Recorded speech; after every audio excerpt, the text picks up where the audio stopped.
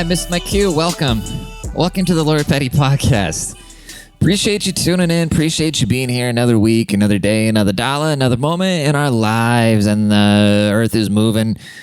Earth is spinning. I'm in it. We grinning. We ding it. No promo. That's a Zion I reference. If you don't know that song, you probably aren't as old as I am, and you probably used to not party train to parties where nobody had GPS on their phones, where you had to meet in a Top Foods parking lot, and you'd have to run a big old party train with a bunch of drunk 16-year-olds, and then somebody would crash, and you would all go to jail.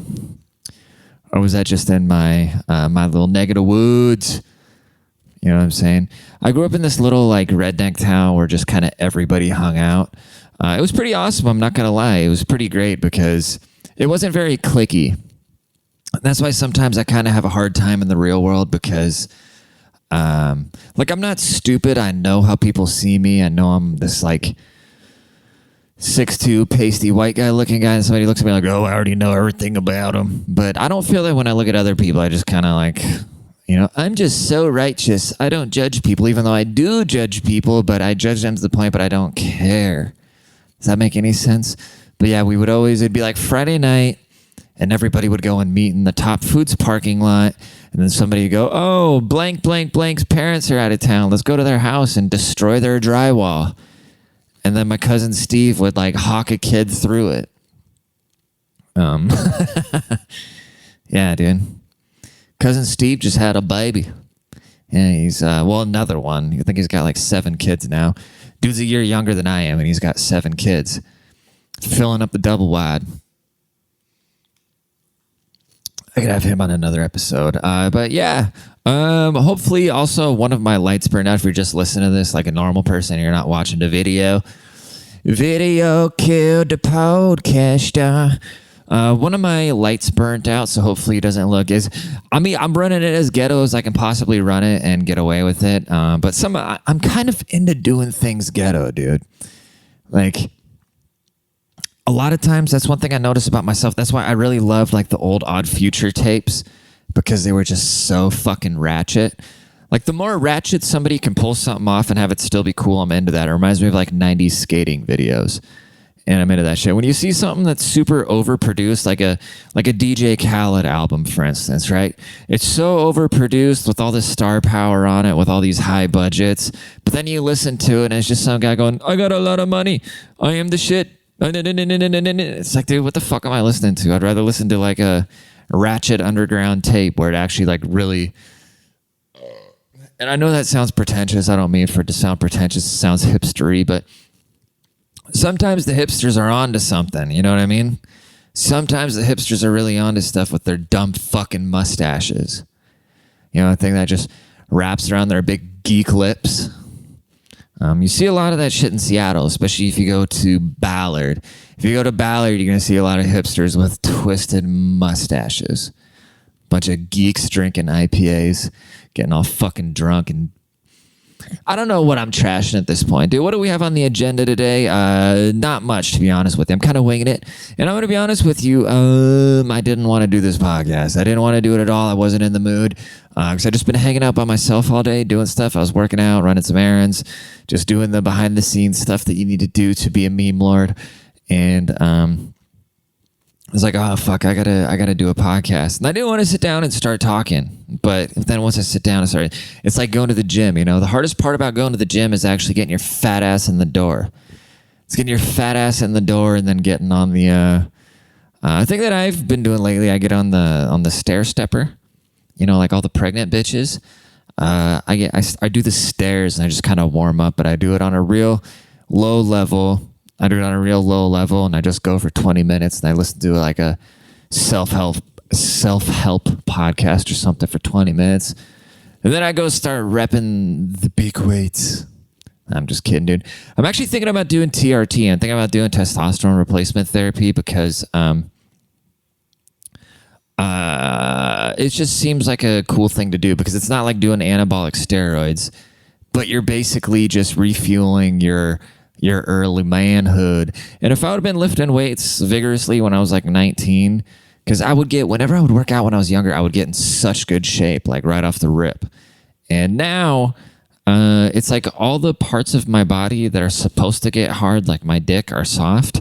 And then all the other parts of my bodies all the other parts of me that are supposed to be kind of soft, like my emotions, have just hardened up.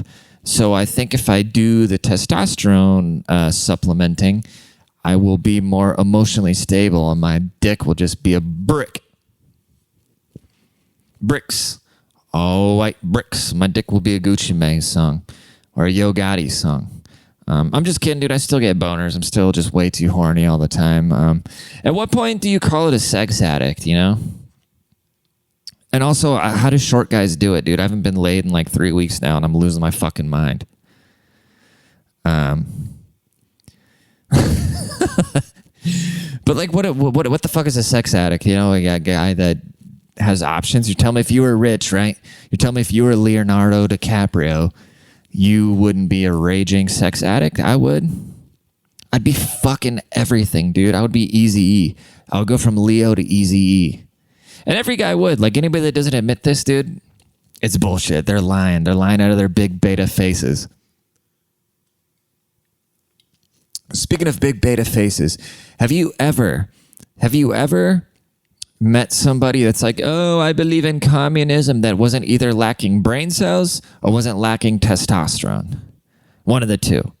Because it's never like your smart friend, right? It's never somebody that you admire. It's never somebody you look at and be like, oh man, that guy's got a dope.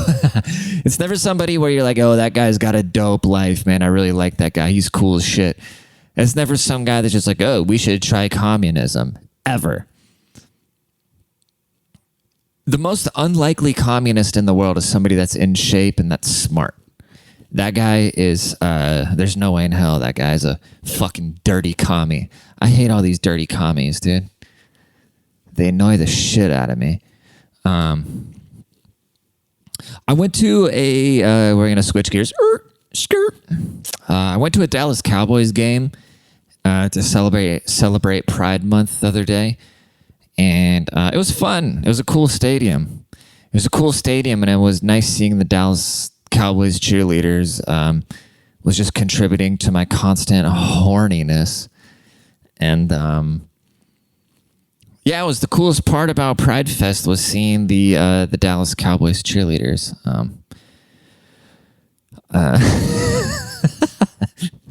Sorry if I just laughed into the mic. I hate it when people laugh into the mic. I always try to explain this to comics and stuff like that. Like, shit is way funnier if you're not laughing. So I try to laugh as least amount of possible. But sometimes it just kind of comes out and it goes into the microphone. But yeah, I watched them play my Seahawks. And it was fun. And I met this mom with like a kid who I didn't know if the kid was autistic or not, so I was nice to him. But she was next to me, and I was wearing a Seahawks jersey. I was wearing a number 4 Steve Hauschka jersey, which, if you don't know the Hawks, that is the kicker who doesn't actually play on the team. So I was wearing a Seahawks away jersey of a kicker that retired in like 2016. And then this random mom next to me, because we're like standing in the standing section,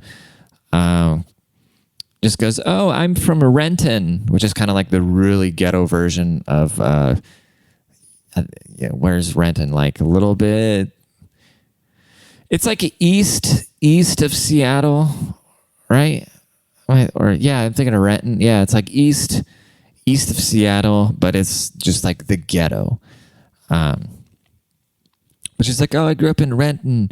And then it turns out, I mean, she was like this white redneck lady, and they moved to Dallas or something like that because her daughter was on some like molecular biology scholarship at Baylor. But anyways, she had this kid. He was all hollering and hooting at the game. And, you know, I was like high-fiving him, giving him shit like, oh, aren't you a Seattleite? And he's getting all offended. And then we went outside and we ripped heaters with this bitch. It was dope. It was dope just meeting somebody from Seattle at the Cowboy Stadium and then ripping heaters with her. But she kept showing us. It's so funny how some people, like, I'm not trying to make fun of this family, you know. You could tell they weren't like too well off, like at all. She just wasn't very smart. Like I said, her son seemed kind of special needs, but not really. Like I don't think he was actually retarded, but he definitely like something was off with him. And they were just all about the Cowboys. They were just so NFL. Like that was just kind of the nucleus of their life. That was like the whole center of their life was what this sports team's doing. And she's like, oh, you guys got to come to the Christmas fest. They got the cheerleaders. They got Jerry Jones. Like, I don't give a fuck. I got my own shit going on. But I didn't say that. I was like, oh, yeah, that's so cool. Yeah, that's really cool. Because I'm going to spend my weekend just sitting there gawking at somebody that chases a ball around. Like, I don't have better shit to do. Told you before, bro, I'm trying to get Illuminati rich. And I'm going to get Illuminati rich. And, yeah, mark my fucking words, dude. Then we were heading home, and I didn't get too drunk at the game. But then we were heading home, and it got kind of late. So I live in Austin. I went and visited my friend Andy, who lives like an hour outside of Dallas. And it's like a 2-hour drive to his house. So overall, it's like a 3-hour trip to get to the AT&T Stadium. And I went and took a shit at like the most ratchet truck stop I've ever seen in my life. Well, it was at this Shell station, it was cool because it was actually like a private bathroom. You know, it didn't have the typical American stall where somebody can see you through like 1.5 inch crack. You can see you wiping your asshole with some single ply through 1.5 inch crack in the door, you know, for fire code. But so I'm sitting in this very nice private suite stall, and then I'm looking at the door, and all of a sudden it says like "kill whites." N-word, Donald Trump is a fascist. This is like all this stressful shit on it. But it made me take a really good poop, I'm not going to lie, because I started getting like really freaked out. I'm like, where the fuck am I at where people are writing this on a bathroom stall? You're supposed to just write funny stuff on a bathroom stall. And these people were writing all these like political charged, extremely fucked up things on the wall, on the Paul wall. But anyways, so we get out there. It's like a 3-hour drive. We get out there. We hang out at the game. We're drinking drinks. And then I didn't want to eat anything at the stadium, you know, because shit's so expensive. It was $250 to park, dude.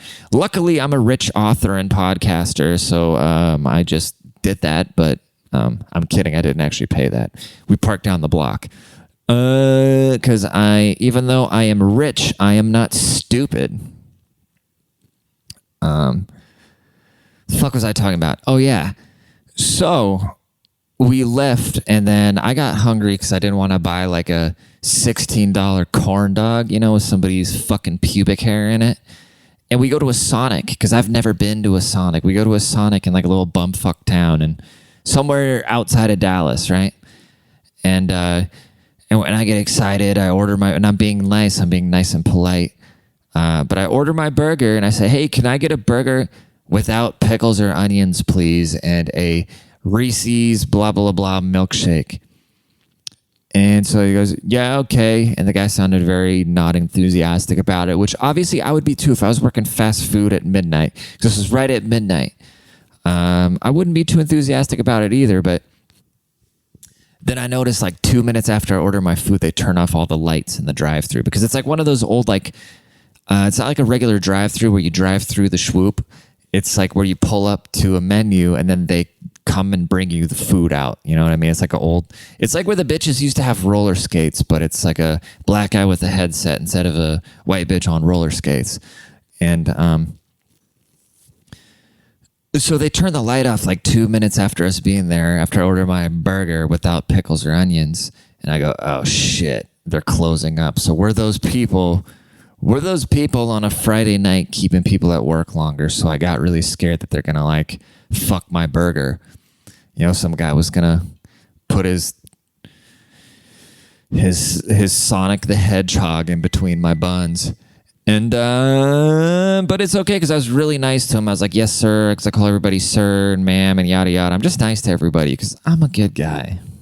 And, but so they bring me my food, and then we get back to Andy's, and I'm playing this fucking virtual reality game. Well, that's later. We get back to Andy's, and at first I'm sitting outside, and I start eating my burger, and I take a bite. I was like, oh, these bastards, they put pickles on it. And I pulled the top off. There was like 11 pickles on my burger, dude. So I don't think they actually spit on it, or if they did spit on it, that's pretty excessive. But they just loaded this bitch up with pickles, which is a hilarious protest. I was all for it. I was laughing so hard. I was laughing so hard that I laughed out on it. I was like, Andy, look at this. Actually, no, he was inside taking a shit. I was sitting by myself and I just kept pulling pickles off. And then I told him afterwards and we were cracking up pretty hard. And then he showed me this virtual reality shit, dude. And I tell you what, the future is scary. Women, you should be worried because once they put porn on an Oculus, it's game over, dude. We can make our own sandwiches nowadays. We can make our own beds. We can do our own laundry. And that shit, I was playing this game where I was a spaceman with the jetpack. And then when I took it off, I came back to reality. I was like, wow, reality sucks. But also, I wasn't fully into the virtual reality. Like, I played this boxing game, and this big black guy beat the shit out of me. Speaking of big black guys, dude, I was watching the And One documentary on Netflix, and I think I finally understand like true racism and exploitation of black people, because besides rap music itself, what is blacker than And One? You know, it's literally they go into the hood and they're throwing the ball off people's heads. Like, shout out to Hot Sauce. Shout out to Hot Sauce, because if you've ever had a basketball bounce off your big ass fucking forehead, you can thank Hot Sauce for that. Because every dipshit, every little scumbag in middle school was trying to bounce a fucking basketball off my forehead, and it was because of Hot Sauce. But yeah, dude, it doesn't get much blacker than And One. Like, you literally, I can't think of anything besides rap music and jazz. There is even jazz is kind of, even there's a lot of white people doing jazz. Let's see, rap music, And One comes in second. And One is the blackest shit ever, and it was owned by white people. How fucked up is that? But at the same time, it's like, you know, you get some white Stanford nerds coming in there, and on one hand, they're exploiting the culture, but on the other hand, they're giving these guys a lot of options, you know? That's why people should work together more. That's why, like, professional diversity is a good thing, because people bring their strengths, you know? Because white people don't have anything cool to contribute, but we're really good at taking things and bringing them to the surface and making them profitable. That's like white people's thing, which is ironic because if you look at, like, and this sounds really racist, but it just is what it is. If you look at anywhere that wasn't settled by white people, it's kind of a shithole, and you don't want to live there because it's not really safe, even though it's probably kind of nice because it's in this like full-on capitalist exploitive society. But just from the outside, like as a white guy looking from the outside, I mean, nobody's hanging off of airplanes to try to go to fucking the Middle East or Southern America. You know, like people are trying to come to Western Europe and America because at some point it was settled by a bunch of greedy white people that wanted to build the most comfortable society they could possibly build, right? But so now we got all these like, they're like, oh, we need to push for diversity. We need to push for diversity, which, yes, is a good thing to combine ideas. But the reason, it's just, I don't know, dude. This sounds really racist and fucked up, which I don't mean it to be. But, like, why not bring a bunch of, like, greedy white people into countries that are fucked up and consult them? Like, hey, how do we make this country profitable? Why not send Donald Trump to, like, Uganda? Send Donald Trump to Uganda and let him put them up on game to get their economy right. But then we already have this booming thing because all the like Illuminati white people built this country, the United States. But then we get people coming here like 5 years ago from fucking Pakistan or whatever. Like, oh, we need diverse representation in government, which sure, that's a good thing. But also like, look at your country. It fucking sucks. So why are we going to do anything that you did in these other countries? I don't know. The reason I don't really like Democratic politicians is because a lot of them went straight from like private elementary school, private middle school, private high school, and then they got on some fucking knowing family. There was some parents wrote some letter.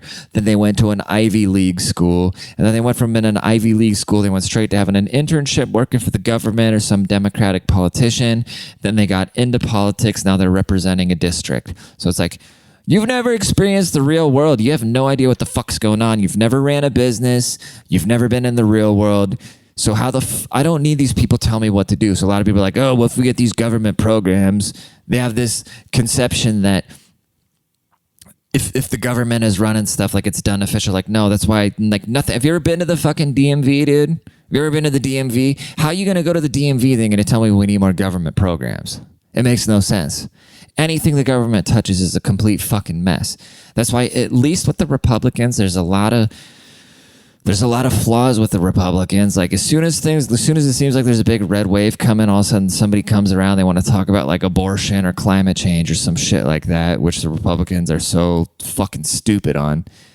And they just fuck it all up. But at least, I don't know, dude. I would rather have to like not blow loads in random bitches and have a good economy than just have these mouth-breathing morons who have never had real jobs try to run the country because they went to some stupid school, you know? Anyways, where are we at? 21 minutes. Oh, look at that. We already went 20 minutes. Do I want to talk about anything else? I kind of had an idea where I wanted to do the podcast for 30 minutes, but I ran out of steam, you know? I ran out of steam. You ever just talked for 20 minutes? You ever just put yourself in my shoes? Huh? You ever just thought about that? That I sit here and just fucking ramble by myself and I'm just some guy? Yeah, I bet you haven't. Because all you think of... I remember... It sucks when I get these like... Because like I want to hate my ex-girlfriend so bad, but I just don't. And then if, like sometimes these moments just pop into my head, like right now, like I read a meme one time. I read a meme one time about if a giraffe were to sip a cup of coffee, by the time it hits his stomach, the coffee is cold. And I bet you've never thought about that because all you think about is yourself. And I just said that one time to her. she got like super offended. Oh man, I was howling. Yeah, dude, it's all love. What the fuck was I talking about? That just completely derailed me. Oh yeah, because you don't ever put yourself in anybody else's shoes, right? Nobody ever does. That's why I'm trying to put myself more in other people's shoes, dude. Trying to put myself more in Lizzo's shoes instead of making fun of her, even though she's never walked a mile in her own shoes. Did you guys see she was talking about how oppressed she was at whatever the fuck awards were going on? I have no idea what the award show was, but she was at some award show. She's like, hey, we need to get these policies away that are oppressing us. Like, how are you oppressed, Lizzo? You're on every goddamn magazine. You're the only freaking obese person in the world that's getting called beautiful straight up. I mean, you're kind of leading the movement of being an obese person that's getting your ass kissed for being obese. It's like people, there's this meme. I think Southern Dude was the first one that I saw making this meme, but there's like this Abercrombie and Fitch model who's just big and fat. And then, he put the face from the guy from I think it's the Green Mile where it's like, I'm tired, boss. He put that on the button holding her pants saying, I'm tired, boss. Yeah, dude, I remember Abercrombie, like all the chicks I was trying to fuck in middle school and high school were wearing Abercrombie. I never wore Abercrombie, but I remember there was a girl, she's telling me, oh, you should shop at Abercrombie. And even though I knew it would make me popular, I didn't want to do it. Which was stupid. I should have just done it. And, yeah, dude, I didn't do too well back in those days. But, you know, it is what it is. We all learn at our own pace. But, yeah, go buy my fucking book. Go buy my fucking book, The Petty Principles. Support the podcast that way. Things could be a lot worse. I could be selling crypto coaches. Because if you don't think I don't get those offers, you played yourself, dog. Go buy my book.